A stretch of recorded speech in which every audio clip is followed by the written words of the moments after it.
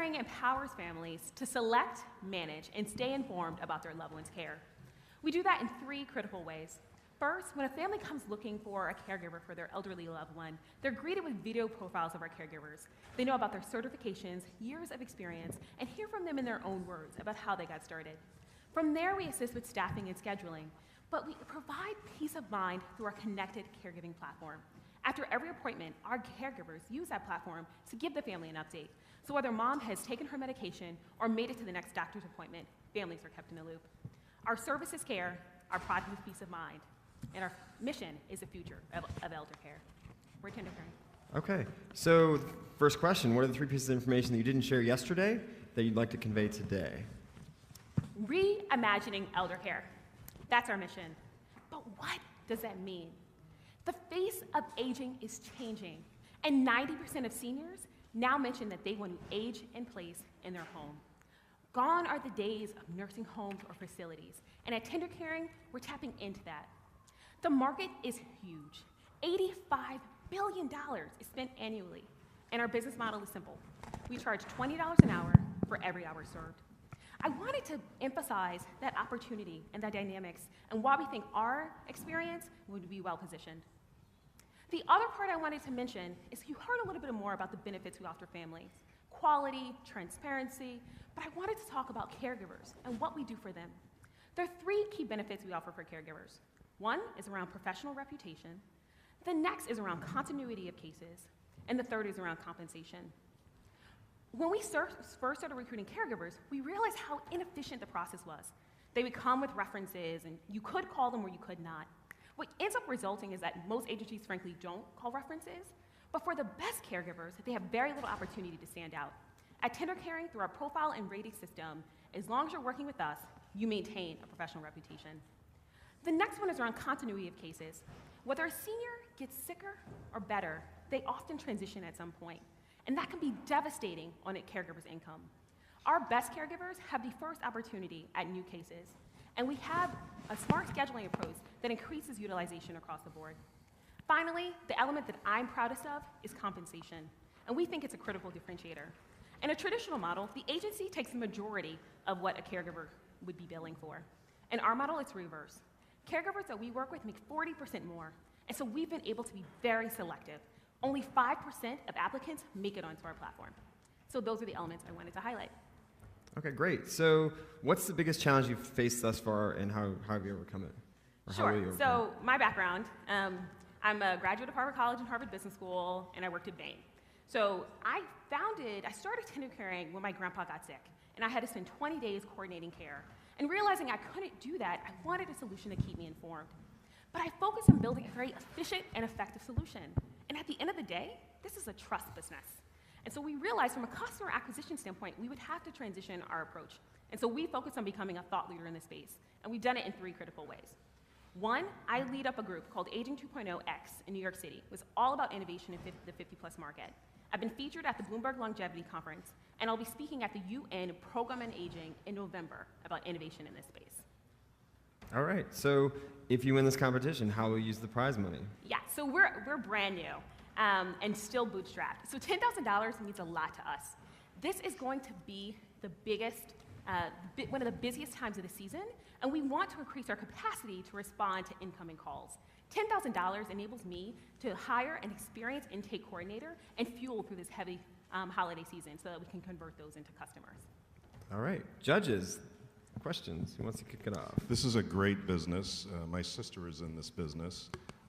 The demographics are with you because the baby boomers are getting older and everyone's getting older. They want to stay at home. So great business, growing like crazy. But the question is this, who is the buyer? Mm-hmm. It is the child of the aging parent. So typically it's the 40 to 50-year-old woman. So it's an individual.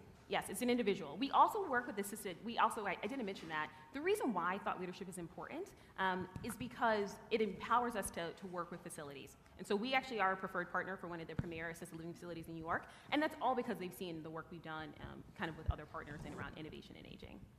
Just building on that, obviously a huge market. How are you going after that market?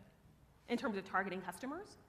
Yeah, okay. So our customer acquisition, we're still testing. So again, we're kind of a couple months old, but we've done kind of offline strategies, again, working with assisted living facilities. They often have restrictions on their employees can't go out of home, so they always have home care partners to assist with escort to doctor's appointments, all of that. So again, that's kind of our B2B model. Our B2C model focuses on kind of online activities, and we also work with some lead generation partners. And so that's how we have attracted customers thus far.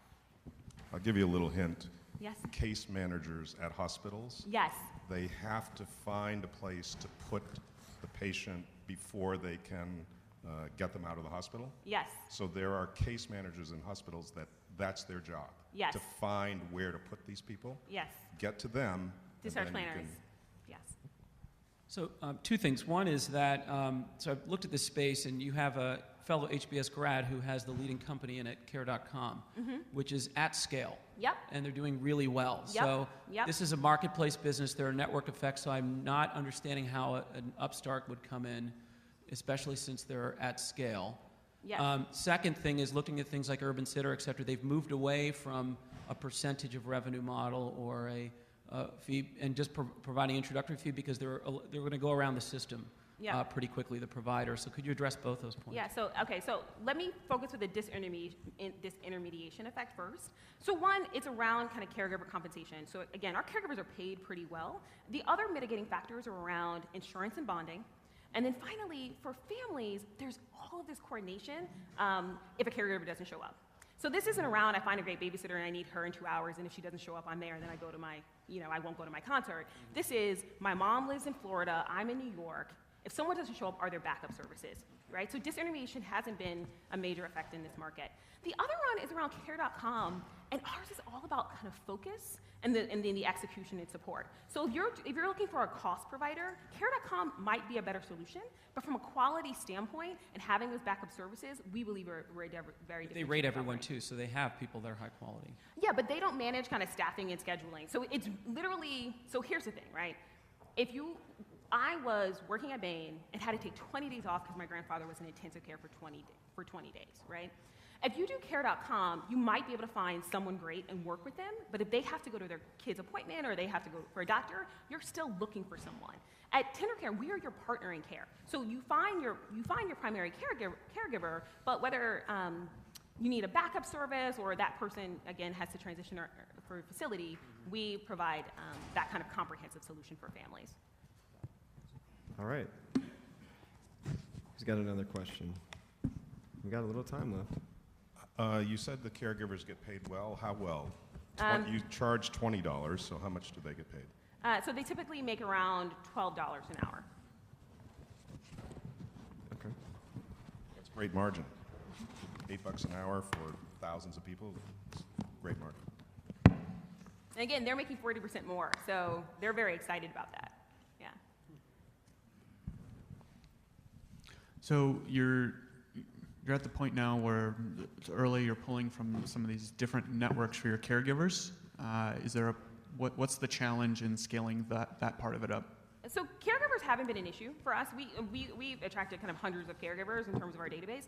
We vet very kind of aggressively, and so vetting is, I think, our secret sauce in terms of the caregivers that we choose to want to work with, but sourcing caregivers has not been an issue for us. How do you cover when somebody cancels?